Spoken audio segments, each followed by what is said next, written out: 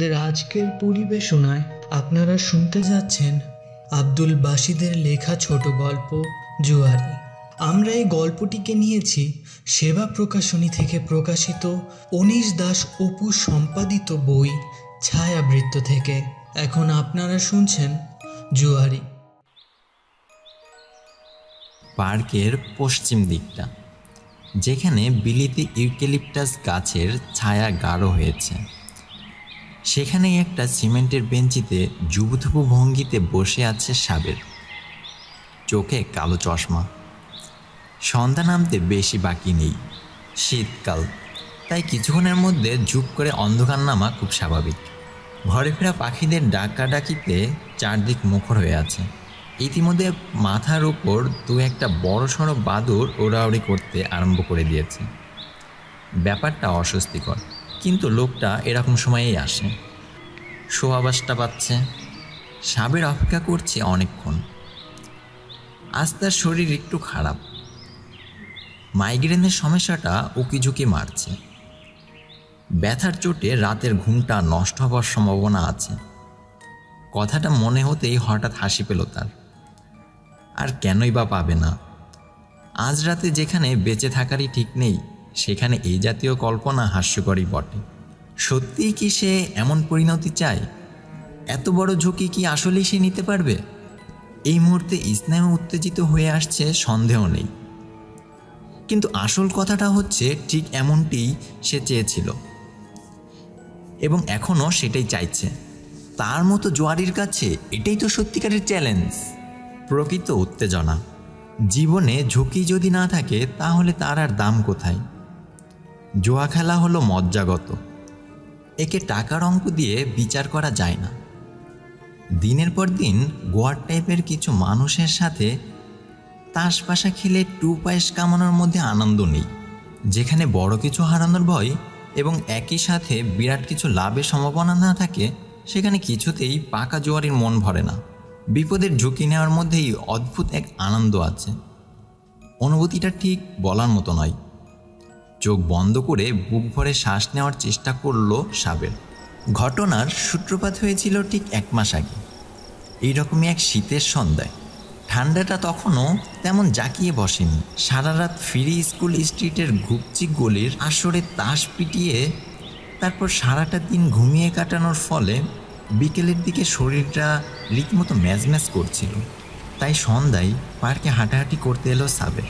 হাঁটাহাঁটি শেষে মাঠওয়ালার কাছ থেকে 1 গ্লাস মাঠা কিনে ঠকঠক করে খেয়ে পার্কের পশ্চিম দিকটায় গাছের নিচে বেঞ্চিটার গিয়ে বসল সে।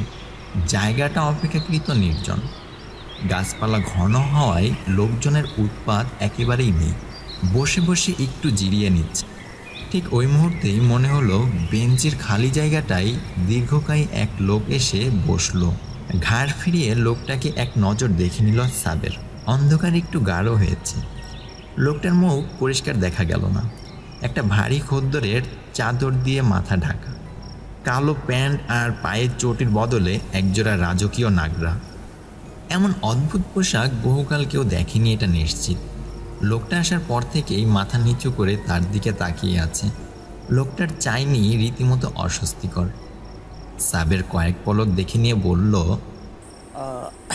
কিছু বলবেন? আপনি বিখ্যাত জুয়ারি সাবের সাহেব না? ফ্রি স্কুল স্ট্রিটের ক্লাব হাউসে নিয়মিত তাস খেলেন। সাবের কি উত্তর দেবে বুঝতে পারল না। জুয়ারি উপাধিটা সম্মানের না অসম্মানের ঠিক বোঝা গেল না। যদিও নিজেকে পাকা জুয়ারি মনে করতে তার ভালোই লাগে, সে কেবল উপর নিচে মাথা নাড়ল। লোকটা হ্যান্ডশেকের জন্য হাত বাড়িয়ে দিয়ে বলল, আপনি তো বিখ্যাত লোক ভাই।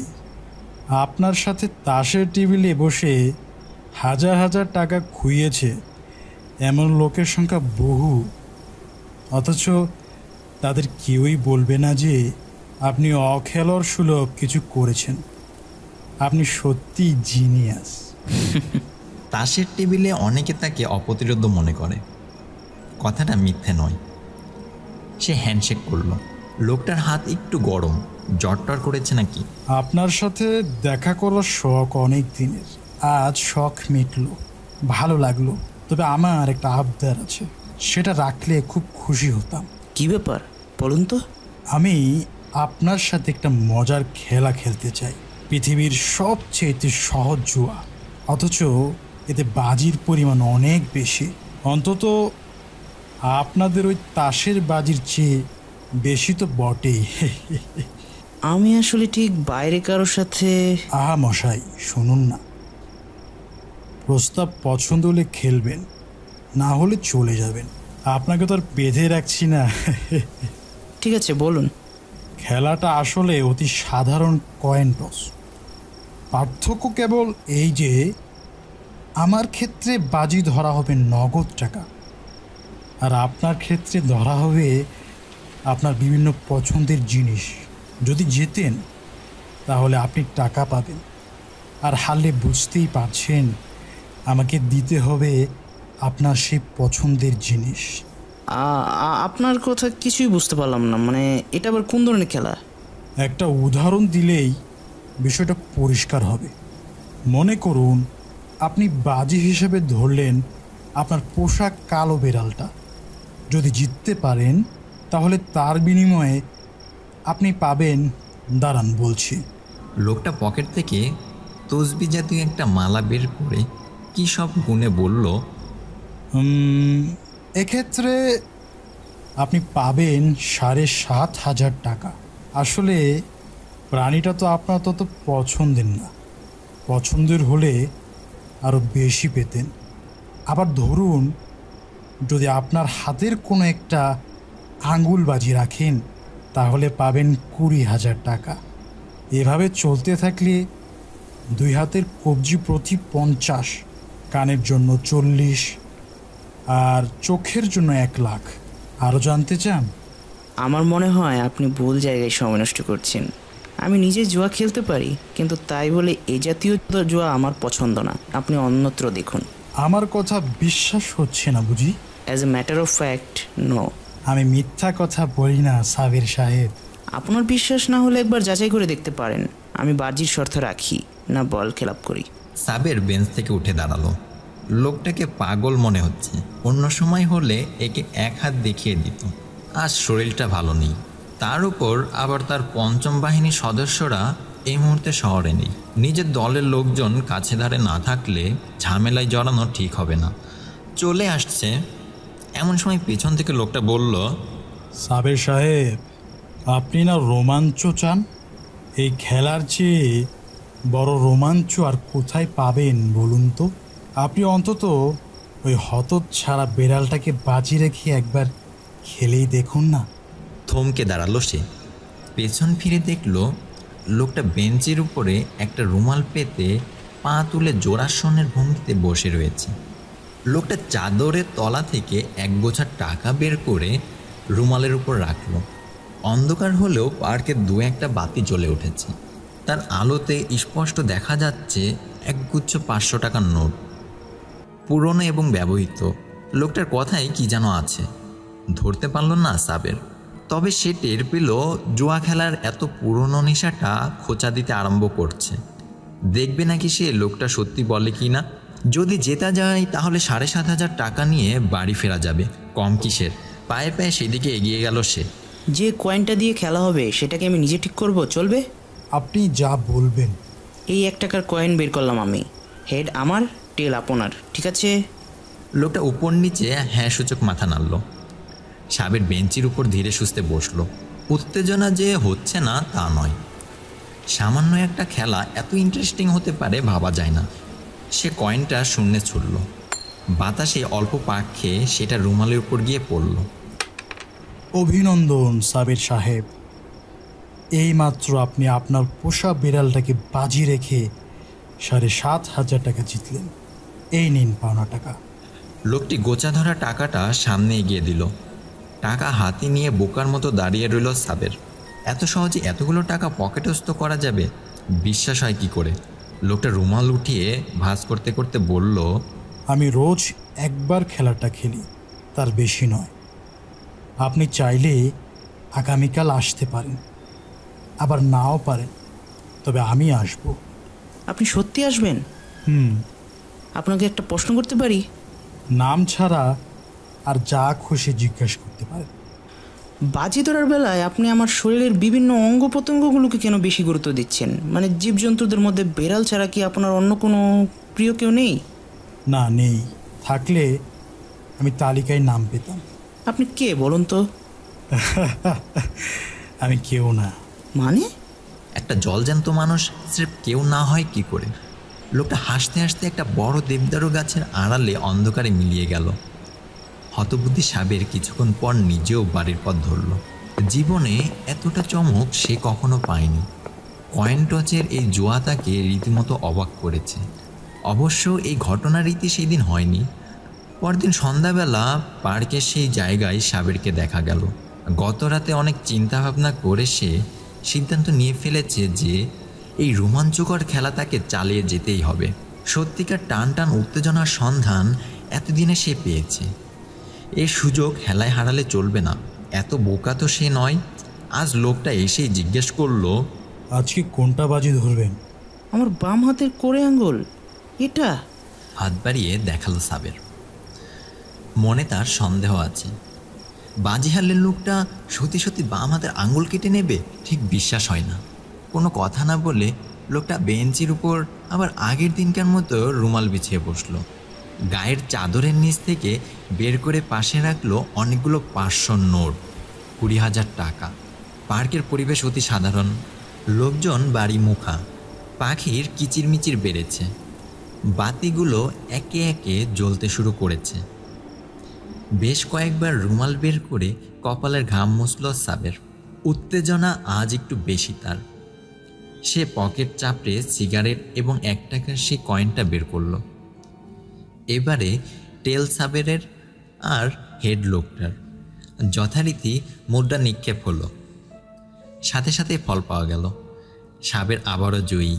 পরিষ্কার দেখা যাচ্ছে সাবেরের পছন্দসহ মুদ্রার পিঠটা পার্কের বাতির আলোয় কিছুটা চমকাচ্ছে। একেই বলে ভাগ্য। এই নিন আপনার টাকা। হাত বাড়িয়ে টাকা নিল সাবের। আনন্দ, চাপা উত্তেজনা, সেই সাথে লোভের এক অভূতপূর্ব অনুভূতিতে আচ্ছন্ন হয়ে আছে তার দেহ মন। লোকটা রুমাল উঠিয়ে ভাঁজ করতে করতে বলল, আজ আপনাকে একটা প্রশ্ন করলে কেমন হয়? করুন। আপনার মতে পৃথিবীর সবচেয়ে খারাপ কাজ কি? আহা, বোধহয় শিশু হত্যা। এর চেয়ে খারাপ কাজ এই মুহূর্তে মাথায় আসছে না। আর সবচেয়ে ভালো কাজ? বলতে পারবো না। ভালো কাজ ব্যাপারটাই আমার কাছে আপেক্ষিক। ও আচ্ছা। লোকটা বিদায় নিল। তবে পৃথিবীর সবচেয়ে সহজ ও রোমাঞ্চকর জোয়ারে ঝুঁকির পাল্লা যে বেশ ভারী, তথ্যটা অচিরেই উপলব্ধি করতে পারল সাবের আলী। অবশ্য উপলব্ধির দামটা কিঞ্চিত চড়া, সন্দেহ নেই। কয়েকদিন বিরতির পর আবার সন্ধ্যাবেলা খেলতে যেয়ে প্রথমেই সাবের জানালো যে সে আজ খেলবে তার বাম চোখের বিনিময়ে। বাজির মূল্য নগদ 1 লক্ষ টাকা। আপনি ভেবেচিন্তে বলছেন তো এই বাজি রাখবেন? অবশ্যই। হেড না টেল? যথারীতি রুমাল পাতা হলো, সিগারেট ধরানো হলো, কয়েন টেস্ট হলো। অপলক কয়েক মুহূর্ত তাকিয়ে থাকার পর সাবের বুঝতে পারল কী ফল হয়েছে। আনমনেই নিজের বাম চোখটায় হাত চলে গেল তার। প্রতিবার বাজি জেতাই তার মনে একটা দৃঢ় বিশ্বাস জন্মে গিয়েছিল, বাজি সে জিতবেই। হারের কথা একবারও মাথায় আসেনি। এ কি হলো? বাজি হারার জন্য দুঃখিত সাবের সাহেব। টাকাটা এবার আপনি পেলেন না। চুক্তি মোতাবেক আপনার বাম চোখটা আমাকে দিয়ে দিতে হবে এবার। সাবের চোখ শুরু করে তাকিয়ে রইল। তার মনে জটিল চিন্তাভাবনা চলছে। লোকটা যেভাবে কথা বলছে তাতে মনে হয় না সহজে ছেড়ে দেবে। ভয়ঙ্কর কিছু করে বসা এর পক্ষে বিচিত্র নাও হতে পারে। তবে লোকটাকে নিরস্ত করার একটাই উপায় আছে। লোকটাকে বোঝাতে হবে সে জাতা মানুষ নয়। ফিরি স্কুল স্ট্রিটে সাবের বাহিনী বলে তার ছেলে ছোকরাদের যে দলটা আছে, প্রয়োজনে তাদের ব্যবহার করতে হবে। কাজেই বাড়াবাড়ি করার ফল হবে খুব খারাপ। এতটা খারাপ লোকটা হয়তো কল্পনা করতে পারবে না। চোখ খুলে নেবেন মানে? মস্করা করছেন? শর্তের কথা আপনি ভুলে যাচ্ছেন সাবের সাহেব। আপনার কি ধারণা এরকম একটা জনবহুল জায়গায় আপনি খুঁচিয়ে আমার চোখ উপরে ফেলবেন আর আমি চুপ করে বসে থাকবো? এনিওয়ে, আপনার জ্ঞাতার্থেই বলছি, এই পার্কের অন্তত 10টা স্পটে আমার লোক ছড়িয়ে ছিটিয়ে আছে। সংকেত পেলেই ছুটে আসবে তারা। আর তখন আপনার দশা যে কী হবে ভাবলেই হাসি পাচ্ছে। ভালো কথা, আপনি ফ্রি স্কুল স্ট্রিটের কুখ্যাত সাবের বাহিনী সম্বন্ধে জানেন তো? আপনারা পাড়ার কয়েকজন মিলে একটু দাদাগিরি করেন, এটা ঠিক। অবশ্যই কুখ্যাত শব্দটা এক্ষেত্রে খাটে না। আর আমার তুলনায় আপনারা তো শিশু। বটে, হুমকি দেওয়া হচ্ছে খুব। আচ্ছা ঠিক আছে, নিন আমার চোখ উপড়ে ফেলুন, দেখি আপনার সাহস কত। আমার কাজ করার পদ্ধতি আলাদা। সময় হলেই আমার পাওনা আমি ঠিকই বুঝে নেব। সে আপনার ব্যাপার। তবে একটা কথা জানিয়ে রাখি, আজকের পর কোনোদিন আমার চোখের সামনে পড়বেন না যেন। যদি পড়েন তার পরিণত হবে ভয়াবহ। কয়েন টস করার স্বাদ চিরতরে মিটে যাবে। এভাবে নিয়তি আড়ানো যায় না। কয়েকজন পাড়ার ছেলের ভয়ে আমি চলে যাচ্ছি, এমনটা ভেবে বসলে ভুল হবে আপনার। আমি যাচ্ছি, কারণ আমার কর্মপদ্ধতি আলাদা। সময় হলেই টের পাবে। উঠে দাঁড়ালো লোকটা। বোঝাই যায় কোনো গণ্ডগোল চায় না। রুমাল ভাঁজ করে পকেটে রেখে ধীরে সুস্থে ফিরতি পথ ধরল। কোনো কথা বলল না। অনিশ্চিত ভঙ্গিতে দাঁড়িয়ে রইল সাবের। মনের ভিতরে একটা অস্বস্তিকর দ্বন্দ্ব ঢুকে গেছে। লোকটা অন্ধকারে মিলিয়ে যেতেই বাড়ির দিকে হাঁটা ধরল। সে মনে মনে সিদ্ধান্ত নিয়ে ফেলেছে আজ রাতেই ট্রেন ধরে সোজা দেশে চলে যাবে, তারপর সেখান থেকে অন্য কোথাও। কিছুদিন লুকিয়ে থাকা উচিত। লোকটাকে যদিও তেমন প্রতিশোধপরায়ণ মনে হয় না, তবু সাবধানের মান নেই। আর সে রাতেই অত্যন্ত অবিশ্বাস্যভাবে নিজের বাঁ চোখটা খোয়ালো সাবের। ট্রেনে সময় মতোই উঠতে পেরেছিল। টিকিট চেকিংয়ের পর নিজের রিজার্ভ কামরার দরজা বন্ধ করেই আরামে ঘুমিয়ে পড়ল সে। সারাদিন খুব ক্লান্ত ছিল। ঘুমিয়ে ঘুমিয়ে একটা ভয়ঙ্কর স্বপ্ন দেখল সাবের। একটা বিশাল খোলা ময়দানে খুঁটির সাথে কেউ বেঁধে রেখেছে তাকে। আশেপাশে দৃষ্টিসীমায় কেউ নেই। এমন সময় লক্ষ্য করল কোত্থেকে উদয় হলো সেই লম্বা লোকটা। দুহাত পেছনে রেখে তার দিকে এগিয়ে আসছে।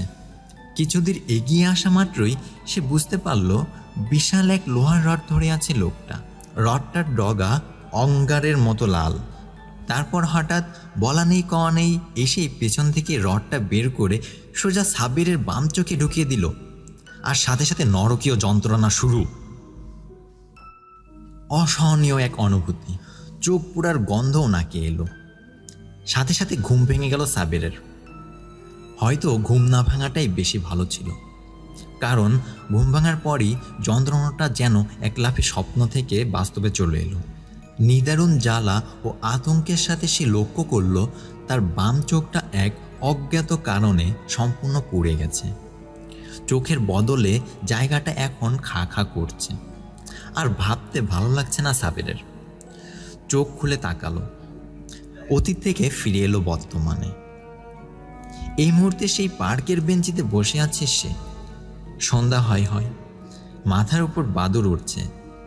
বাড়ি ফেরা পাখিদের ডানা ঝাপটানোর শব্দ কানে আসছে। সম্পূর্ণ লৌকিক পরিবেশ। কালো চশমাটা খুলে হাতে নিল। এখন সারাদিন কালো চশমা পরে থাকায় অভ্যস্ত হয়ে উঠেছে সে। শূন্য কোটর কাউকে দেখাতে ইচ্ছা করে না। একমাত্র অন্ধকারে মাঝে মধ্যে খুলে বসে থাকা যায়। লোকে খেয়াল করতে পারে না। দীর্ঘশ্বাস ফেলতে গিয়েও ফেলল না সাবের। সত্যিকার জুয়ারির দীর্ঘশ্বাস ফেলা মানায় না। তাকে হতে হবে আরও শক্ত, আরও বেপরোয়া। পাকা জুয়ারির এত সহজে হার মানলে চলবে কেন? একই ভঙ্গি সন্ধ্যা নামার সাথে সাথেই পায়ে পায়ে এলো লোকটা। সে একই আপনাকে দেখে আনন্দ পেলাম সাবের সাহেব। আপনি সত্যিই পাকা জুয়ারি। শেষ দান পর্যন্ত আশায় থাকেন।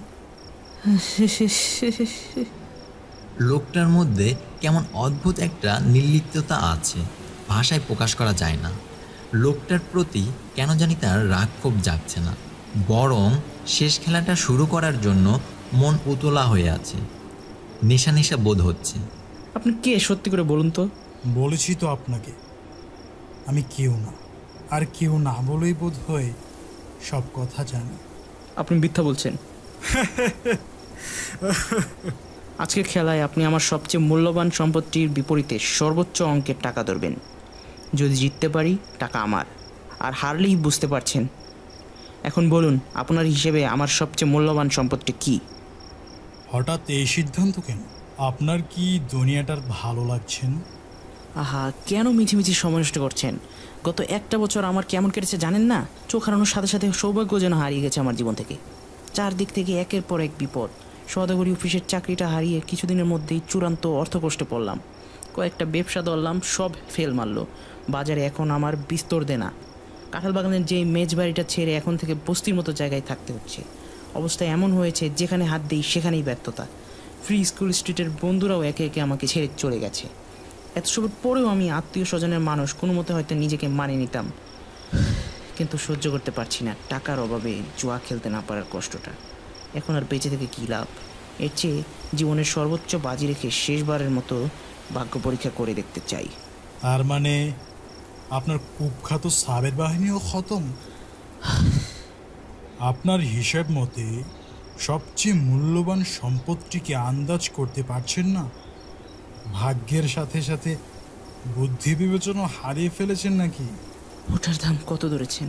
আপনার সবচেয়ে মূল্যবান সম্পত্তির দাম 7 রাজার ধনের সমান। জিততে পারলে আপনি দুনিয়ার রাজত্ব করতে পারবেন, এ ভরসা দিতে পারি। তাহলে খেলা শুরু করুন, দেরি করা অর্থহীন। তার আগে বলুন, আপনি সজ্ঞানে রাজি হচ্ছেন তো? আমার ক্ষমতা তো দেখেছেন, পালিয়ে পার পাবেন না। ওই একটা জিনিস ছাড়া আমার আর হারাবার কিছুই নেই। সংসারে এমন কেউ নেই যার জন্য আমাকে বেঁচে থাকতে হবে। আমার হঠাৎ কি মনে হচ্ছে জানেন? ওই সর্বোচ্চ মূল্যবান সম্পত্তির হয়তো আসলে কোনো দামই নেই। আপনি খামোখা 7 রাজার দান দিয়ে এটি কেনার চেষ্টা করছেন। সে আমার ইচ্ছা। আসুন খেলা শুরু করা যাক। সাবের কম্পিত হাতে পকেট থেকে 1 টাকার কয়েন বের করলো। হেড সাবেরের তেল লোকটার মুদ্রাটা টস করার মুহূর্তে একবার তার মনে হলো সে যা করছে তা কি সঠিক? জুয়া খেলা ছাড়া তার তো আর এখন কোনো উপায় নেই। সে গান গাইতে জানে, মানুষের উপকার করতে ভালোবাসে। এসবের কি কোনো দাম নেই? এভাবে নিজের জীবন নিয়ে বাজি ধরা কি ঠিক? কিন্তু সময় আর নেই। শূন্যে কয়েকবার পাক খেয়ে কয়েনটা রুমালের উপর পড়ল। কতকটা যেন অবধারিতভাবেই পরাজিত হলো সাবের। সব শেষ, আশা ভরসা সব শেষ। গোটা জীবনের একটা ছবি মুহূর্তের মধ্যে চোখের সামনে এলো আর চলে গেল। আমার আর কোনো আপত্তি নেই। লোকটার দিকে তাকাতে ইচ্ছে হচ্ছে না সাবেরের। ক্লান্তিতে ঘুম ঘুম পাচ্ছে তার। অনেক বছর আগে একবার পরীক্ষার হলে কোনো প্রশ্নের উত্তর দিতে না পারার সময় ঠিক এমন ধরনের অনুভূতি হয়েছিল। চোখের পাতা ভারী ভারী লাগছে, মনে হচ্ছে বহুদিন ভালো ঘুম হয় না। আপনার জন্যে সত্যি আফসোস হচ্ছে সামির সাহেব। বহুকাল পর সাহসী একজন জুয়ারি দেখলাম। বেশিরভাগ লোকই চোখ কিংবা হাত হারানোর পর আর আমার কাছে আসে না, কিন্তু ব্যতিক্রমে আপনি কি সাহসটা নেই দেখালেন। আপনাকে অভিনন্দন জানানো উচিত। লোকটা স্থির দৃষ্টিতে তাকালো। প্রথমবারের মতো সাবের লোকটার চোখ দুটো দেখল, ভাটির মতো জল জল করছে। এই চোখ কোনো মানুষের হতে পারে না। আপনি আমাকে হত্যা করুন, আমি বাজি হেরে গেছি। বাহ, একটু আগেই বললেন যে আপনার সবচেয়ে মূল্যবান সম্পত্তিকে আপনি বাজি রেখেছেন, আর এখন আলতু ফালতু জিনিস আমাকে গছাতে চাইছেন। এ তো শর্তের বরখেলাপ। কি বলতে চান আপনি? হঠাৎ টান টান হয়ে গেল সাবেরের সমস্ত শিরা উপশিরা। লোকটার কথা শুনে হঠাৎ করে শরীরে শক্তি ফিরে আসতে শুরু করেছে। বেঁচে থাকার একটা ক্ষীণ সম্ভাবনার কারণে প্রকৃত রোমাঞ্চ অনুভব করলো সাবের। এর চেয়ে টান টান আর কিছু নেই। লোকটা গম্ভীর কণ্ঠে বলল, শুনে রাখুন সাবের সাহেব, একটা মানুষের সবচেয়ে মূল্যবান সম্পদ কখনোই তার জীবন নয়। যারা জীবনকে সবচেয়ে মূল্যবান সম্পদ ভেবে বসে আছে তারা নির্বোধ।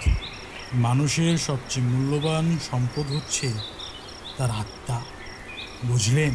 তার আত্মা। আর এই মহামূল্যবান বস্তুটি আপনি। এই বলে লোকটা তার গা থেকে মোটা চাদরটা সরিয়ে ফেলল। পার্কের হলদেটে বাতির আচ্ছা আলোয় সাবের যা দেখল তা বর্ণনাতীত। বিশ্বব্রহ্মাণ্ডের সবচেয়ে কুৎসিত সত্তাটি নিজেকে মেলে ধরল তার সামনে। অতি দীর্ঘ তার ঘৃণিত রূপ, ঘোর অশুভ, পাপ পঙ্কিলতার চূড়ান্ত আধার। ঈশ্বরের আর কোনো সৃষ্টি এর চেয়ে বিভৎস, এত পাপিষ্ট হতে পারে না। সমগ্র মানবজাতির পাপাচার তার অনন্ত জিঘাংসায় ভরা দুই চোখে। স্বরূপ মেলে ধরার পর পেছন থেকে ভেসে এলো হাজার হাজার সম্মিলিত কণ্ঠস্বর। প্রত্যেকটা শব্দে স্বরতরঙ্গ কমছে, বাড়ছে, ভেঙে ভেঙে যাচ্ছে, গেঁথে যাচ্ছে হৃদয়ে। আজ থেকে তোর আত্মা আমার, তুই হবি আমার আজ্ঞাবহ দাস, নরকের ঘৃণিত পিশাচ। কি আপনি? কি আপনার পরিচয়? সম্মিলিত হাজারটি কণ্ঠস্বর একসাথে জবাব দিল, আমি শয়তান, নরকে আমার বাস। সাথে সাথে এক অশুভ নীল আলো ঘিরে ধরল সাবেরকে। চোখ ধাঁধালো না, দৃষ্টির সীমা বাড়ল না, কেবল মনে হলো খুব অপবিত্র কেউ তার হৃৎপিণ্ডে প্রবেশ করতে যাচ্ছে। মস্তিষ্কের ভেতর বাঁচতে শুরু করেছে দামামা। যুক্তিবোধ, চিন্তা সব কিছু ক্রমশ গুলিয়ে আসছে। তবে একটা বোধ এখনও মন ছেড়ে যায়নি।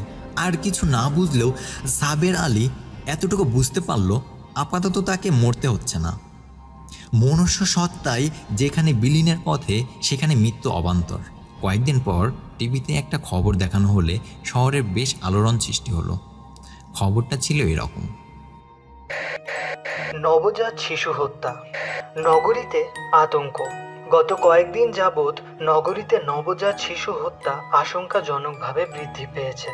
স্থানীয় সূত্রে জানা গিয়েছে, অপেক্ষাকৃত কম খরচের মাতৃসদনগুলোতে মাঝরাতে কেউ বা কারা প্রবেশ করে শিশুদের মুখে লবণ পুড়ে হত্যাকাণ্ড চালাচ্ছে।